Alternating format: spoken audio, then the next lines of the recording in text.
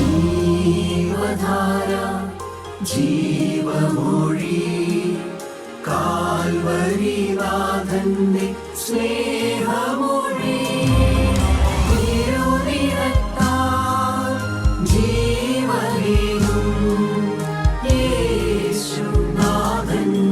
ജീവമൊഴി ജീവധാര ജീവധാര ജീവധാര.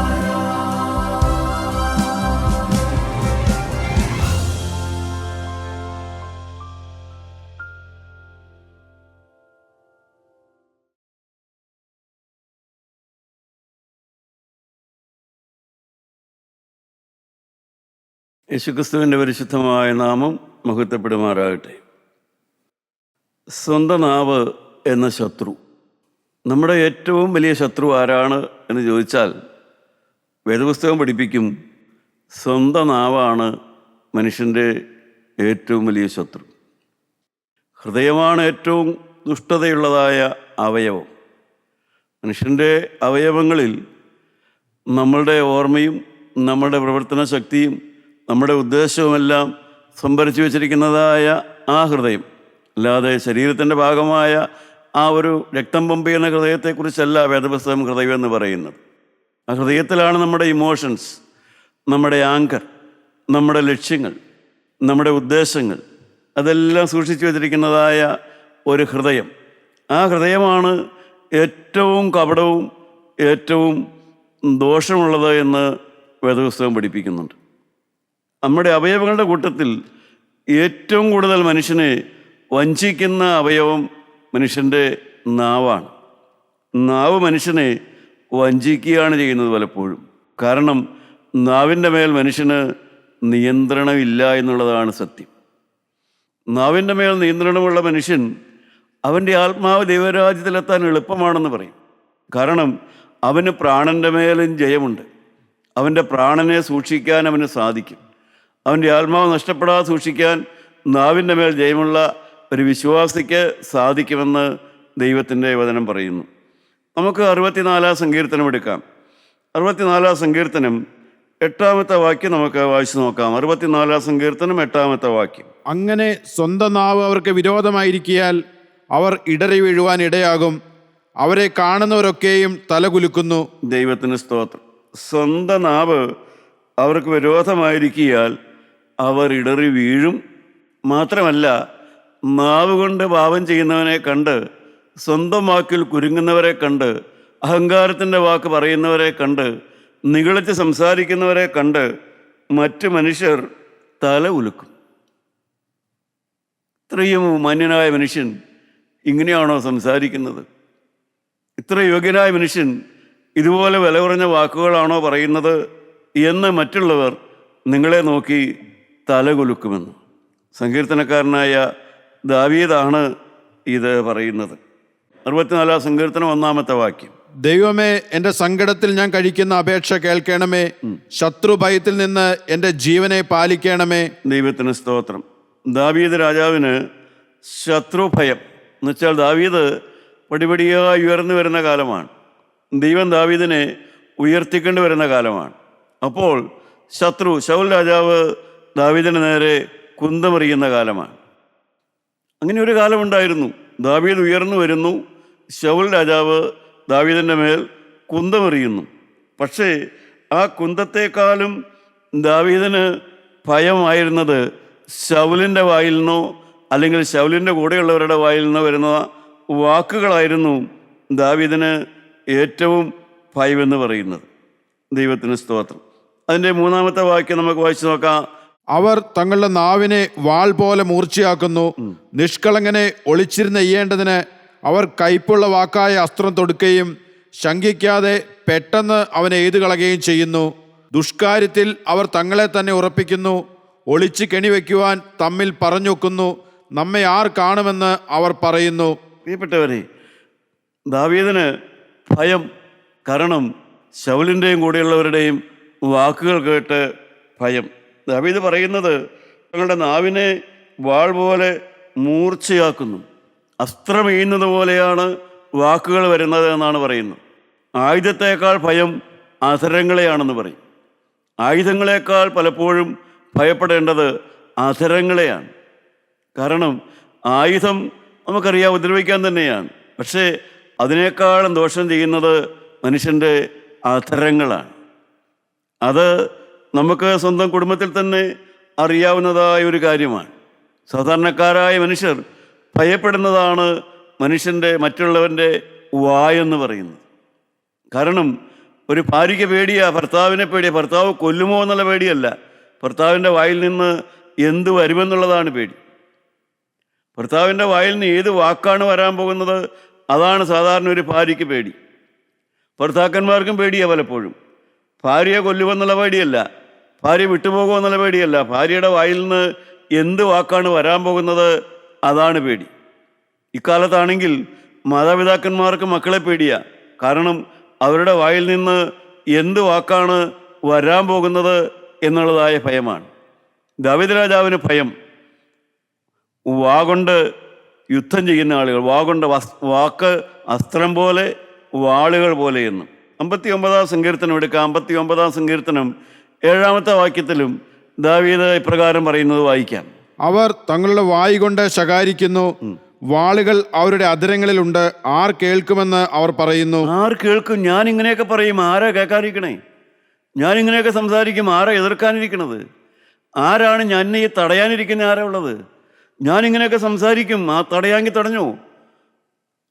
പ്രിയപ്പെട്ടവരെ, ഞാൻ പറയുന്നതൊന്നും ദൈവം പോലും അറിയുന്നില്ല. ഞാൻ എൻ്റെ വാഗൊണ്ട് സംസാരിക്കും, ഇഷ്ടം പോലെ പറയും. ആരാ തടയുന്നത്? ആരാ കേൾക്കാതിരിക്കണത്? ദൈവഭയമില്ലാതെ, നാവിൻ്റെ വാക്കുകൾക്ക് ദൈവമേ ഭയമില്ലാതെ സംസാരിക്കുന്ന ആളുകളെ നമുക്ക് എപ്പോഴും കാണുവാനായിട്ട് സാധിക്കും. കൊല്ലുമെന്ന വാക്ക്, ഉപദ്രവിക്കുമെന്ന വാക്ക്, അപമാനത്തിൻ്റെ വാക്ക്, ചെയ്യാത്ത കുറ്റം ചെയ്തെന്ന വാക്ക്, നിരൂപിച്ചുകൊണ്ട് വിധിക്കുന്ന വാക്കുകൾ, എന്തെല്ലാം വാക്കുകളാണ് വായിൽ നിന്ന് വരുന്നത്. ആര് കേൾക്കുന്നു? പറയുന്നവരുടെ ചിന്ത, ഞാൻ പറയുന്ന വാക്കൊക്കെ അത് എൻ്റെ ഇഷ്ടം പോലെ ഞാൻ ചെയ്യും. ആരാ കേൾക്കാനുള്ളത്? ആരാ നിയന്ത്രിക്കാനുള്ളത്? ആരാ കൺട്രോൾ ചെയ്യാനുള്ളത്? നാവിൻ്റെ മേൽ നിയന്ത്രണമില്ലാത്ത മനുഷ്യൻ. പ്രിയപ്പെട്ടവരെ, ക്രിസ്ത്യാനികളായ നമ്മുടെ, വിശ്വാസികളായ നമ്മുടെ അനേക പ്രശ്നങ്ങളും ഭയത്തിൽ നിന്നാണ് വരുന്നത്. നമ്മുടെ പ്രശ്നം പുറത്തല്ല, അകത്താണെന്ന് പറയും. നമ്മുടെ യഥാർത്ഥ പ്രശ്നം പുറത്തല്ല, അകത്താ. എന്ന് പറഞ്ഞാൽ എന്താ അർത്ഥം? നമുക്കകത്ത് ഭയമാണ്. പലപ്പോഴും അകത്ത് ഭയപ്പെട്ടാണ് അനേകർ ജീവിക്കുന്നത്. സ്വന്തം കുടുംബത്തിൽ ജീവിക്കുന്ന ഭാര്യയും ഭർത്താവും. പക്ഷേ പലപ്പോഴും ഭാര്യമാർ ഭയത്തിൻ്റെ അടിമത്തത്തിലാണ്. ഇക്കാലത്ത് മക്കൾ, മാതാപിതാക്കന്മാരെ ഭയപ്പെട്ട് കഴിയുന്ന മക്കൾ, സാധാരണ ചെറുപ്പക്കാരായ പലരും കൂട്ടായ്മയിൽ വന്ന് സാക്ഷ്യം പറയുമ്പോൾ കേൾക്കാറുണ്ട്. അപ്പൻ മദ്യപിച്ച് വന്നാൽ പിന്നെ ഭവനത്തിൽ പേടിയാണ്, പിന്നെ ഓടി ഒളിക്കലാണ് മക്കളൊക്കെ. കൊച്ചുമക്കളൊക്കെ ഓടി ഒളിക്കുകയാണ് എവിടെയെങ്കിലൊക്കെ. കാരണം മദ്യലഹരിയിലാണ് അപ്പൻ അല്ലെങ്കിൽ വല്യപ്പൻ കയറി വരുന്നത്. അങ്ങനെ ഭയത്തിൻ്റെ അടിമയായി ജീവിക്കുന്ന മനുഷ്യൻ. കാരണം പ്രിയപ്പെട്ടവരെ, കാരണം മനുഷ്യന് യഥാർത്ഥത്തിൽ സഹായിക്കാൻ ആരുണ്ടെന്ന് അറിഞ്ഞുകൂടാ. സഹായിക്കാൻ ആരാ ഉള്ളതെന്ന് അറിഞ്ഞുകൂടാ. അപ്പസ്തോലന്മാർക്ക് പോലും അറിഞ്ഞുകൂടാ. അവരുടെ പടകിൽ യേശുവുണ്ട്. യേശുവുള്ള പടകിലാണ് അവർ യാത്ര ചെയ്യുന്നത്. അപ്പോഴാണ് ഗലീല കടലിൽ കാറ്റ് വരുന്നത്, തിരമാലകൾ പൊങ്ങുന്നു. പക്ഷേ ആ പടകം അറിയുമെന്നുള്ളതായ ഒരു ഭയത്തിലേക്ക് അവർ വരികയാണ് ചെയ്യുന്നത്. അവർക്ക് ഭയം, അയ്യോ നാഥാ, ഞങ്ങൾ നശിച്ചു പോകുന്നു. അവർ യേശുവിനോട് പ്രാർത്ഥിക്കുന്ന അങ്ങനെയാണ്, കർത്താവേ ഈ ബോട്ട് മറിയും, ഞങ്ങൾ നശിച്ചു പോകും. ഇതാണ് പ്രാർത്ഥിക്കുന്നത്. കർത്താവായ യേശു ക്രിസ്തു അവരെ ശാസിക്കുന്നതായിട്ട് മർക്കോസിൻ്റെ സുവിശേഷം 4-ാം അധ്യായം 38-40 വാക്യം നമുക്ക് വായിക്കുമ്പോൾ കാണാം. അവൻ അമരത്ത് തലയണ വെച്ച് ഉറങ്ങുകയായിരുന്നു. അവർ അവനെ ഉണർത്തി, ഗുരു, ഞങ്ങൾ നശിച്ചു പോകുന്നതിൽ നിനക്ക് വിചാരമില്ലയോ എന്ന് പറഞ്ഞു. അവൻ എഴുന്നേറ്റ് കാറ്റിനെ ശാസിച്ചു, കടലിനോട് അനങ്ങാതിരിക്കുക, അടങ്ങുക എന്ന് പറഞ്ഞു. കാറ്റ് അമർന്നു, വലിയ ശാന്തതയുണ്ടായി. പിന്നെ അവൻ അവരോട്, നിങ്ങളിങ്ങനെ ഭീരുക്കളാകുവാൻ എന്ത്? നിങ്ങൾക്ക് ഇപ്പോഴും വിശ്വാസമില്ലയോ എന്ന് പറഞ്ഞു. ദൈവത്തിന് സ്തോത്രം. പ്രിയപ്പെട്ടവരെ, അതുകൊണ്ടാണ് ശത്രു അകത്താണെന്ന് പറയുന്നത്. അനേകർക്കും വിശ്വാസമില്ല. കാരണം ഞാൻ ക്രിസ്തുവിനോട് കൂടെയാണ്, യേശുവിനോട് കൂടെയാണ്, യേശു എൻ്റെ കൂടെയുണ്ട്, യേശു എൻ്റെ ഹൃദയത്തിലുണ്ട്. ആ രക്ഷാനിർണയമുണ്ടെങ്കിൽ, ആ സമർപ്പണത്തിൻ്റെ തീവ്രതയുണ്ടെങ്കിൽ, ആ സമർപ്പണത്തിൽ ഉറച്ചു നിൽക്കുന്നവരാണെങ്കിൽ, അറിഞ്ഞുകൊണ്ടൊരു പാപം ചെയ്യുന്നില്ല എങ്കിൽ, പ്രിയപ്പെട്ടവരെ, തീർച്ചയായിട്ടും നാം എന്തിനു ഭയപ്പെടണം? മറ്റുള്ളവരുടെ വാക്ക് കേട്ട്, ഭീഷണി വാക്ക് കേട്ട് നാം എന്തിനെ ഭയപ്പെടണം? എന്തിന് സ്വന്തം ഭാര്യയെ ഭയപ്പെടുത്തണം? നമ്മളെ ആശ്രയിച്ച് ജീവിക്കാമെന്നതായ ഒരു ഭാര്യയെ എന്തിന് ഭയപ്പെടുത്തണം? ഒരുമിച്ച് ജീവിക്കാൻ തീരുമാനിച്ചതായ ഭാര്യ ഭർത്താക്കന്മാർ എന്തിന് ഭീഷണി വാക്ക് പറയണം? ആര് കേൾക്കും എന്നുള്ളതായ ഗർവോടുകൂടെ സംസാരിക്കുന്ന വാക്കുകൾ കേൾക്കുന്നൊരു ദൈവമുണ്ട്. മനുഷ്യൻ പറയുന്ന ഏത് വാക്കും അത് നിസ്സാരമായിരുന്നാലും അതിന് കണക്ക് ചോദിക്കുന്ന ദൈവമുണ്ട്. പ്രിയപ്പെട്ടവരെ, മനുഷ്യൻ പറയുന്ന ഏത് അസഭ്യവാക്കിനും, ഏത് ചീത്തവാക്കിനും, ഏത് അപമാനം വരുത്തുന്ന വാക്കിനും, ഏത് ദുഷിച്ച വാക്കിനും, എല്ലാത്തിനും മനുഷ്യൻ കണക്ക് പറയേണ്ടതായിട്ട് തന്നെ വരും. കാരണം ഒരു ന്യായവിധി വരുന്നുണ്ട്. എല്ലാം കാണുന്നൊരു ദൈവമുണ്ട്. നാം ആരെയാണ് ഭീഷണിപ്പെടുത്തുന്നത്? നാം ആരെയാണ് അപമാനിക്കുന്നത്? നാം ആരെയാണ് കുറ്റം പറയുന്നത്? അവൻ ജീവനുള്ള ദൈവത്തിൽ ആശ്രയിക്കുന്ന ദൈവത്തിൻ്റെ ഒരു പൈതലാണെങ്കിൽ നാം പറയുന്ന അകാരണ വാക്കുകളൊന്നും, പ്രിയപ്പെട്ടവരെ, അവനെ ബാധിക്കുന്നതല്ല. പക്ഷേ അവൻ ഭയപ്പെട്ടു പോയേക്കാം. അപ്പോസ്തലന്മാർ ഭയപ്പെട്ടു പോയി. യേശു ആ പടകിൽ തന്നെയുണ്ട്. യേശു അവരോട് ചോദിക്കുന്നു, നിങ്ങൾ എന്തിനെ ഭയപ്പെട്ടു? പ്രിയപ്പെട്ടവരെ, നാം ആശ്രയിക്കുക, യേശു ക്രിസ്തുവിൽ ആശ്രയിക്കുക, നേരോടെ ജീവിക്കുക. സങ്കീർത്തനക്കാരൻ ദാവീദ് ഭയപ്പെട്ടു പോയി. 1-ാമത്തെ വാക്യം അതാണ്. 10-ാമത്തെ വാക്യം നമുക്ക് വായിച്ചു നോക്കാം. 10-ാമത്തെ വാക്യം: നീതിമാൻ യഹോവയിൽ ആനന്ദിച്ചവനെ ശരണമാക്കും, കൃത്യപരമാർത്ഥികൾ എല്ലാവരും പുകഴും.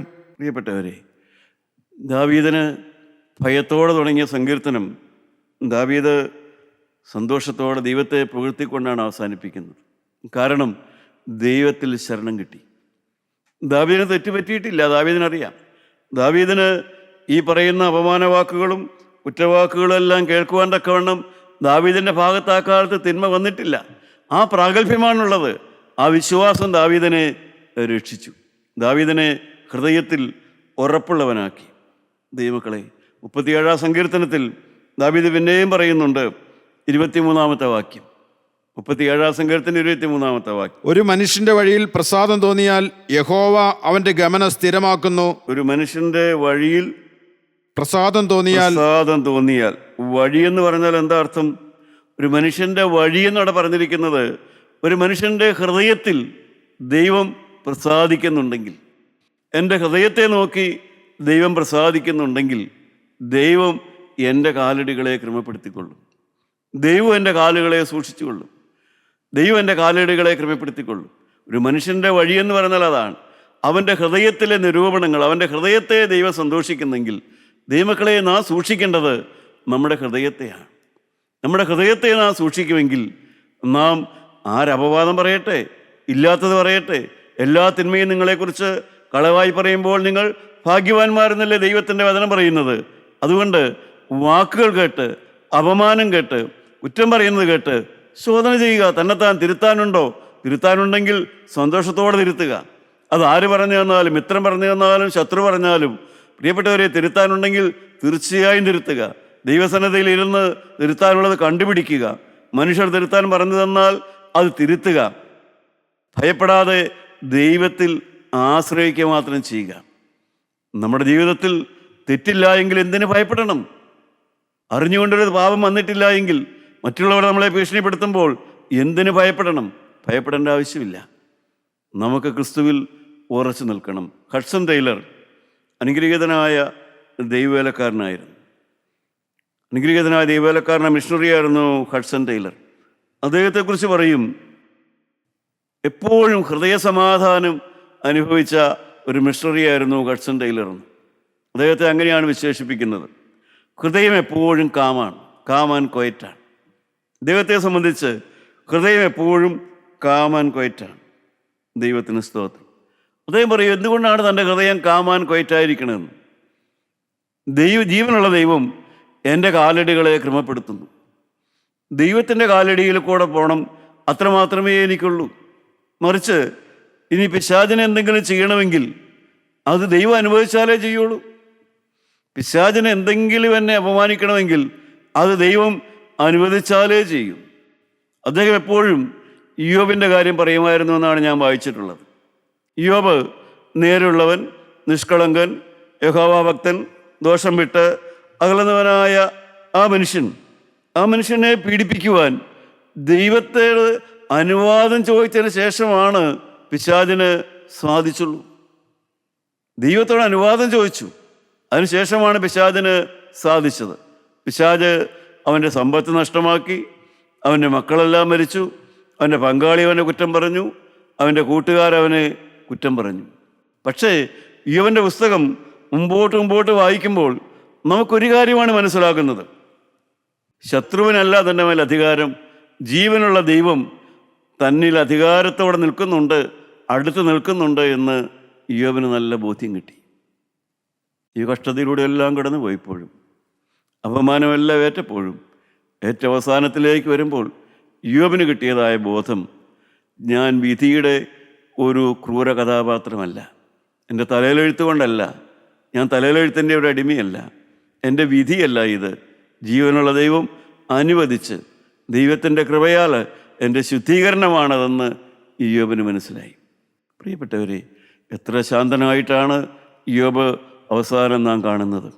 എത്ര പതറിയ ഇയ്യോബിനെയാണ് നാം ഇടയിൽ എല്ലാം വായിക്കുന്നത്. പ്രിയപ്പെട്ടവർ, അതാണ് കർസ്റ്റൻ ടൈലർ പറയാറുണ്ട്, ഞാൻ ഹൃദയം നിഷ്കളങ്കമാണെങ്കിൽ ഒന്നിനെക്കുറിച്ചും ഭയപ്പെടാതിരിക്കുക. ദൈവത്തിന് സ്തോത്രം. കർത്താവായ യേശുവിൽ വിശ്വസിക്കുക. അപ്പോസ്തലനായ പൗലോസ് 14 രാത്രി സൂര്യനെ കാണാതെ കഴിയുന്നതായ ആ കപ്പലപകടത്തിൻ്റെ ആ രാത്രിയിൽ, അപ്പോസ്തല പ്രവൃത്തികൾ 27-ാം അധ്യായം 21-ാമത്തെ വാക്യം നമുക്ക് വായിച്ച് നോക്കാം. അപ്പോസ്തലനായ പൗലോസ് എത്ര ശാന്തനായിരുന്നു നോക്കുക. അവർ വളരെ പട്ടികിടന്ന ശേഷം പൗലോസ് അവരുടെ നടുവിൽ നിന്നുകൊണ്ട് പറഞ്ഞത്, പുരുഷന്മാരെ, എൻ്റെ വാക്ക് അനുസരിച്ച് ക്രേത്തയിൽ നിന്ന് നീക്കാതെയും ഈ കഷ്ടനഷ്ടങ്ങൾ സമ്പാദിക്കാതെയും ഇരിക്കേണ്ടതായിരുന്നു. എങ്കിലും ഇപ്പോൾ ധൈര്യത്തോടിരിപ്പാൻ ഞാൻ നിങ്ങളോട് അപേക്ഷിക്കുന്നു. ദൈവത്തിന് സ്തോത്രം. എങ്കിലും പ്രിയപ്പെട്ടവർ, ഇതെല്ലാം അങ്ങനെയായിരുന്നു. ശരിയായൊരു വഴി അവിടെ ഉണ്ടായിരുന്നു. ആ വഴിയിലല്ല പോയത്, തെറ്റിലേക്കാണ് പോയത്. തെറ്റിലേക്ക് പോയി എല്ലാമാണ്. എങ്കിലും നിങ്ങൾ എന്ത് ചെയ്യണം? എങ്കിലും ഇപ്പോൾ ധൈര്യത്തോടിരിപ്പാൻ ധൈര്യത്തോടിരിക്കണം. ഞാൻ നിങ്ങളോട് അപേക്ഷിക്കുന്നു. കപ്പലിനല്ലാതെ നിങ്ങൾ ആരുടെയും പ്രാണന് ഹാനി വരികയില്ല.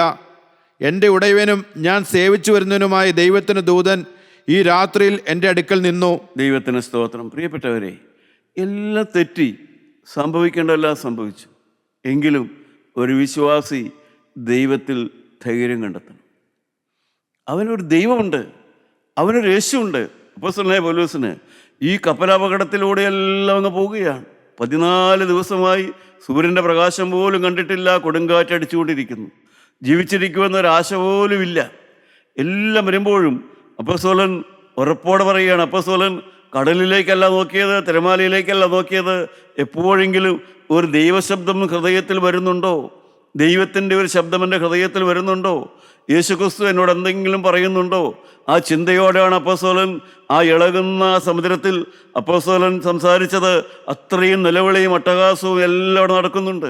275 പേരും കൂടെ നിലവിളിച്ചാൽ എന്ത് വലിയ ശബ്ദമായിരിക്കും.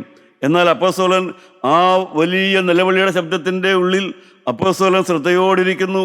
യേശു എന്നോട് എന്തെങ്കിലും പറയുന്നുണ്ടോ? യേശു എന്നോടെന്തെങ്കിലും പറയുന്നുണ്ടോ? യേശു എന്നോടെന്തെങ്കിലും പറയുന്നുണ്ടോ? പ്രിയപ്പെട്ടവരെ, നമ്മുടെ എല്ലാം വീട്ടിൽ കരച്ചിലിൻ്റെയും വിലാപത്തിൻ്റെയും സങ്കടത്തിൻ്റെയും എല്ലാം അവസരങ്ങളുണ്ട്. നിലവിളിയുടെ അവസരങ്ങളുണ്ട്, നഷ്ടത്തിൻ്റെ അവസരങ്ങളുണ്ട്, കഷ്ടങ്ങളുടെ അവസരമുണ്ട്. എപ്പോഴും ക്രിസ്തുവിൽ രക്ഷിക്കപ്പെട്ട നിങ്ങൾ, മനസ്വാതന്ത്ര്യപ്പെട്ട നിങ്ങൾ, ദൈവമക്കളായി നിങ്ങൾ എപ്പോഴും നിങ്ങളുടെ ചെവി കുറിപ്പിച്ചിരിക്കണം. യേശു എന്നോട് എന്തെങ്കിലും പറയുന്നുണ്ടോ?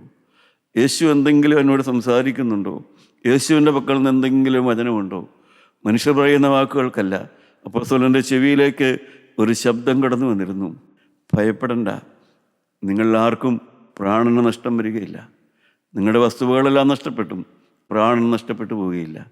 പ്രിയപ്പെട്ടവരെ, ദൈവശബ്ദത്തിന് വേണ്ടി കാതോർക്കുന്ന ഒരു മനുഷ്യൻ, സ്വന്തം നാവുകൊണ്ട് ദൈവമേ ഭീഷണി വാക്ക് പറയുന്നിടത്ത് ഇവിടെ വാക്കുകൊണ്ട് ധൈര്യപ്പെടുത്തുന്ന മനുഷ്യൻ, വാക്ക് ഭീഷണി വാക്ക് ഉപയോഗിക്കുമ്പോൾ അപ്പോസ്തലനായ പൗലോസ് ആ വാക്ക്, തൻ്റെ നാവ് ഇളകുന്ന മനുഷ്യരെ, മരണഭീതിയുള്ള മനുഷ്യരെ, മരണം മുന്നിൽ കണ്ട് പതറുന്ന മനുഷ്യനെ ധൈര്യപ്പെടുത്താൻ വേണ്ടി ആ നാവ് ഉപയോഗിച്ചു.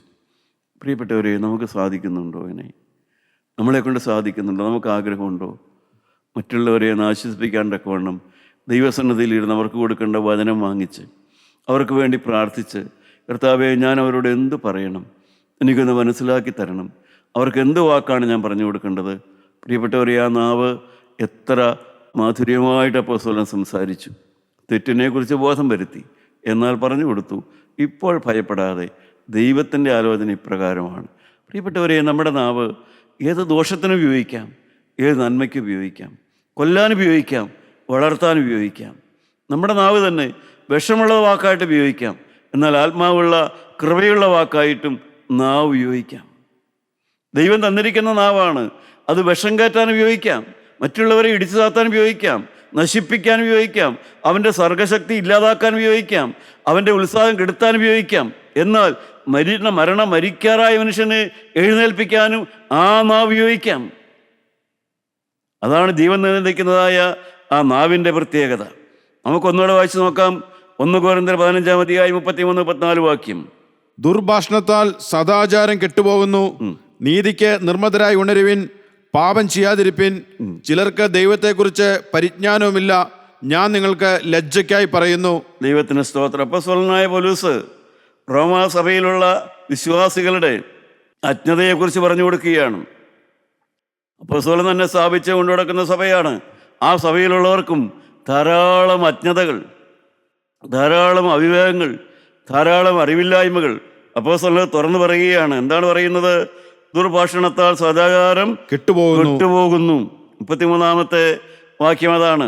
അത് ഞാൻ വായിച്ചിട്ടുണ്ട്. അത് ഗ്രീക്കിലെ ഒരു കവിതയുടെ ഭാഗമാണെന്നാണ് ഞാൻ വായിച്ചിട്ടുള്ളത്. എന്തുമാകട്ടെ, മനുഷ്യൻ പറയുന്ന വിഡ്ഢിത്തരങ്ങൾ, അല്പജ്ഞാനം, മനുഷ്യൻ പറയുന്നതായ മാനുഷികമായ ചില പരിജ്ഞാനത്തിലുള്ള വാക്കുകൾ, ദൈവമക്കളെ, ഇതൊന്നും കേട്ട് നമ്മൾ ഇളകരുത്. അപ്പോസ്തലനോട് പറയുകയാണ്, മരിച്ചവരുടെ പുനരുത്ഥാനമില്ല.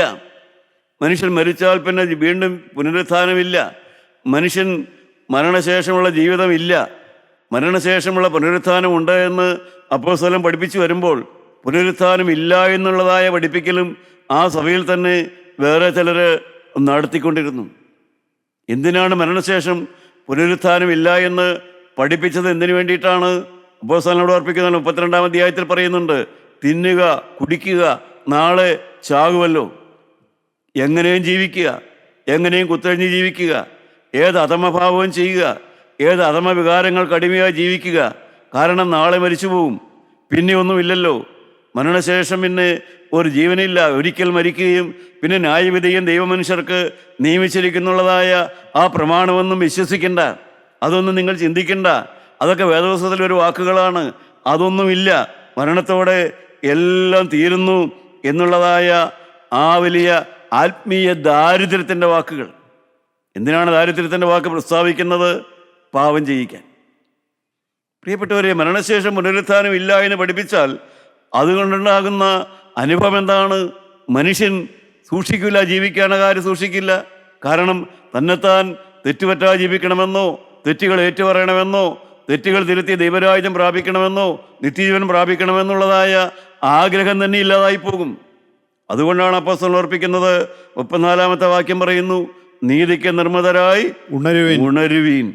ദൈവത്തിന് സ്തോത്രം. ദൈവമക്കളെ, നാം ദുരുപദേശങ്ങളുടെ പുറകെ പോകരുത്. ഒരു മരണമുണ്ട്, മരണശേഷം ന്യായവിധിയുണ്ട്. ഈ ന്യായവിധിക്ക് ശേഷം സ്വർഗം അല്ലെങ്കിൽ നരകമുണ്ട്. ഇതെല്ലാം വേദപുസ്തകത്തിലെ സത്യമാണ്. ഈ സത്യം നാം ഉൾക്കൊള്ളേണ്ടതായ സത്യമാണ്. ദൈവത്തിന് സ്തോത്രം. നാം ദുരുപദേശങ്ങളുടെ പുറകെ പോകരുത്, പാപത്തിൻ്റെ പുറകെ പോകരുതെന്ന് പറയും. പലപ്പോഴും അനുഗ്രഹീതമായ ദൈവമക്കൾ പറഞ്ഞ് ഞാൻ കേട്ടിട്ടുണ്ട്, പക്ഷി നമ്മുടെ തലയ്ക്ക് മീതെ പറന്നു പോയേക്കാം, നമുക്കൊന്നും ചെയ്യാൻ സാധിക്കില്ല. നമ്മുടെ തലയുടെ മീതെ പക്ഷി പറന്നു പോയാൽ ഒന്നും ചെയ്യാൻ സാധിക്കില്ല. പക്ഷേ പക്ഷി തലയിൽ ഇരിക്കാൻ സമ്മതിക്കരുത്. ഇതുപോലെയുള്ള ദുരുപദേശങ്ങൾ, ഇതുപോലെയുള്ള തെറ്റായ പഠിപ്പിക്കലുകൾ, ഇതുപോലെ ലാഘവമായ ആത്മീയം, പ്രിയപ്പെട്ടവരെ, ലോകത്തിൻ്റെ ഒഴുക്കിനകത്ത് ഒഴുകുക, ലോകത്തിൻ്റെ പാപത്തോട് പോരാടാതെ ജീവിക്കുക. പാപം അതൊക്കെ സ്വാഭാവികമല്ലേ, അതൊന്നും സാരമില്ല എന്ന രീതിയിലുള്ളതായ ഉപദേശങ്ങൾ ആത്മീയ രംഗത്തു നിന്ന് പോലുമുണ്ട്.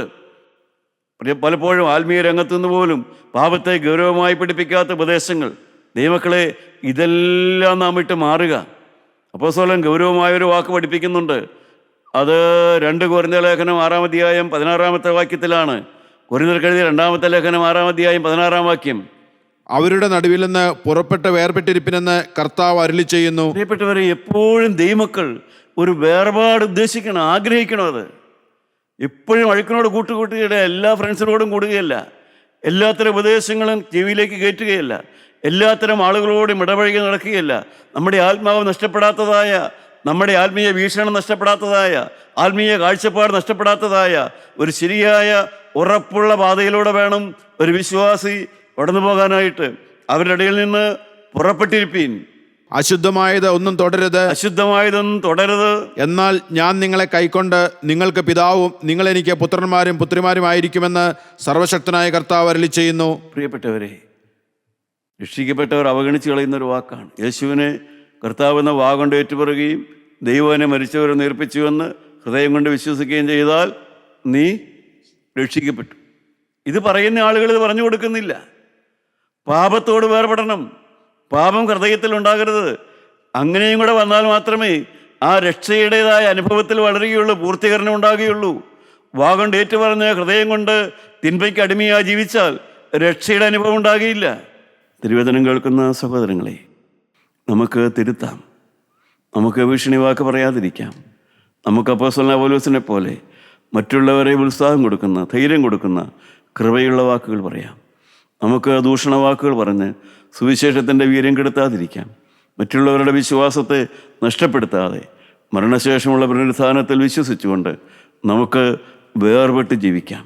എന്നുവെച്ചാൽ വേർപെട്ട് ജീവിക്കുക എന്ന് പറഞ്ഞാൽ പാപത്തോട് വേർപെട്ട് ജീവിക്കുക, വിശ്വാസം നഷ്ടപ്പെടുത്താതെ നാം ഓരോരുത്തരും ഒരു വിശുദ്ധ ജീവിതം നയിക്കുക. കാൽവരിയിൽ യേശു നമുക്ക് വേണ്ടി മരിച്ചു. അവൻ്റെ രക്തമാണ് നമ്മളെ കഴുകുന്നത്. ആ രക്തത്തോട് നമുക്ക് ബന്ധമുണ്ട്. ആ രക്തം നമ്മളെ കഴുകുവാൻ ശക്തിയുള്ള രക്തമാണ്. നമുക്ക് പ്രാർത്ഥിക്കാം. കാരുണ്യവാനെ, നിന്നെ വിട്ട് ഞങ്ങളെങ്ങും പോവുകയില്ല. യേശുവേ, ഞാൻ നിന്നെ സ്നേഹിക്കുന്നു. യേശുവേ, ഞാൻ നിന്നെ സ്നേഹിക്കുന്നു. കർത്താവായ യേശുവേ, ഞാൻ നിന്നെ സ്നേഹിക്കുന്നു. നിന്നെ വിട്ടു പോകാൻ ഞാൻ ഒരു കാലത്തും നോക്കില്ല. ഈ സത്യവും വിശുദ്ധമായ ഉപദേശം വിട്ട് പിന്മാറാൻ ഞാൻ ഒരിക്കലും എന്നെ തന്നെ വിട്ടുകൊടുക്കുകയില്ല. എൻ്റെ നാവിനെ സമർപ്പിക്കുന്നു. അനുഗ്രഹിക്കണമേ. യേശു മൂലം പ്രാർത്ഥിക്കുന്നു.